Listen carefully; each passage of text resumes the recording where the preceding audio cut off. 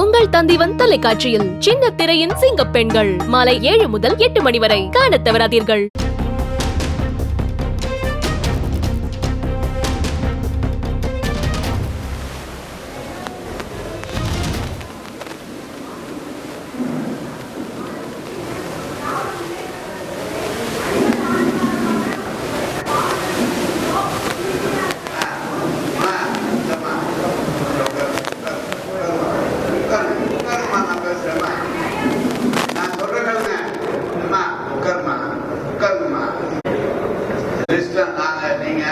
பொதுவாக தெரிஞ்சுங்க, மாநகராட்சியில் நீங்க இருக்கிற மாதிரி எப்படி நீங்க எல்லாம் உறுப்பினர்கள் அவங்க இல்லாத மாதிரி நான் சேர்மனா இருந்துதான் அந்த இடத்துக்கு வந்திருக்கேன். அந்த காலத்துல உள்ளாட்சியில எவ்வளவு பணம் ஒதுக்குனாங்க, கடந்த காலத்துல நம்முடைய ஆட்சியில் எவ்வளவு பணம் ஒதுக்குனாங்க, இப்போதைய நம்முடைய தளபதிகள் நமக்கு எவ்வளவு பணம் ஒதுக்கிக்கிறாங்கன்னு சொல்லலாம். அங்க இருந்து என்கிட்ட வரும்போது கேட்கிறாரு, நீ கோவைக்கு எவ்வளவு நிதி ஒதுக்கி கொடுத்துருங்க ரோடு இல்லைன்னா 100 கோடி ரூபாய் கொடுத்துருக்கோம்னா 100 கோடி பத்தாது, 300 கோடி ஒதுக்குன்னு சொன்னது முதலமைச்சர் சொன்னார்.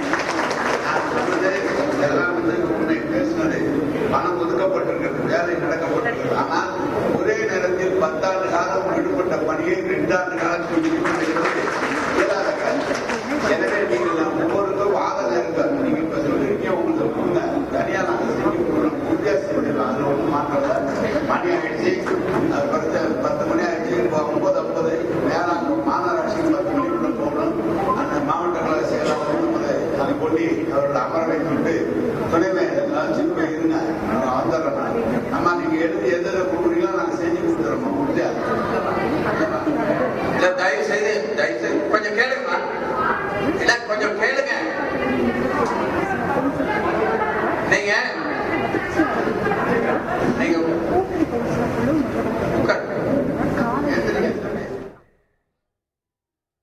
மேயர் தேர்தலில் அது தொடர்பாக ஆலோசனை கூட்டத்தில் சலசலப்பு ஏற்பட்டிருக்கிறது. கோவை மேயர் தேர்தல் சற்று நேரத்தில் நடைபெற இருக்கின்ற நிலையில் திமுக கவுன்சிலர்களுடன் அமைச்சர்கள் முத்துசாமி, KN நேரு ஆகியோர் ஆலோசனையில் ஈடுபட்டிருக்கிறார்கள். கூடுதல் விவரங்களை செய்தியாளர் ஹரிதாஸிடம் கேட்கலாம். ஹரிதாஸ், முழு விவரங்கள் என்ன? ஹரிதாஸ்,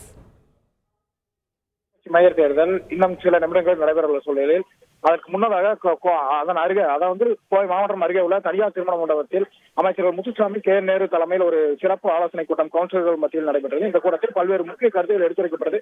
இந்த போதும் கழக தலைமை அறிவித்த மேயருக்கு தங்களது ஆதரவை தர வேண்டும் என்று கேட்டுக்கொண்டார். இந்த சூழ்நிலையில் அந்த கூட்டத்தில் அமைச்சர் KN நேரு பேசிக் கொண்டிருக்கும் போது குறுக்கிட்டு எழுந்த 63வது வார்டைச் சேர்ந்த கவுன்சிலர் சாந்திமுருகன் என்பவர், எங்களுக்கு நிதி ஒதுக்காததால் தங்களுடைய வாழ்வுக்குள் செல்ல முடியவில்லை, மக்கள் எங்களை தொடர்ந்து கேள்வி கேட்டால் நிதி ஒதுக்காததான் இத்தனை பிரச்சனைக்கும் காரணம் என்று எதிர்குரல் எழுப்பார். இதனால் அங்கு சலசலப்பு ஏற்பட்டது. அதனைத் தொடர்ந்து அந்த கூட்டத்தை விட்டு கண்ணீர் விட்டு அழுதவாறே கூட்டத்தை விட்டு வெளியினார்.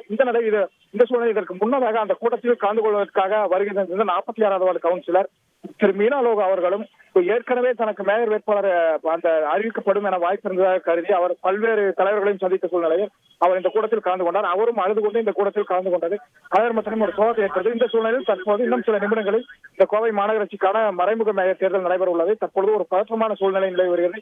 ஏனென்றால் 2-3 கவுன்சிலர்கள் தங்களுக்கு மேயர் வேட்பாளர் பதவி கிடைக்கும் என எதிர்பார்த்திருந்த சூழ்நிலையில் தற்போது வேறொரு நபருக்கு அறிவிக்கப்பட்டதை தொடர்ந்து கவுன்சிலருக்குள்ளேயே ஒரு சலசலப்பு இருப்பது ஊர்ஜிதமாகியுள்ளது. இந்த நிலையில் இன்னும் சற்று நிமிடங்களில் மேயர் தேர்தல் நடைபெற உள்ளது. கூடுதல் விவரங்களுக்கு நன்றி ஹரிதாஸ். உங்கள் தந்திவன் தொலைக்காட்சியில் சின்ன திரையின் சிங்கப் பெண்கள் மாலை 7 முதல் 8 மணி வரை காணத் தவறாதீர்கள்.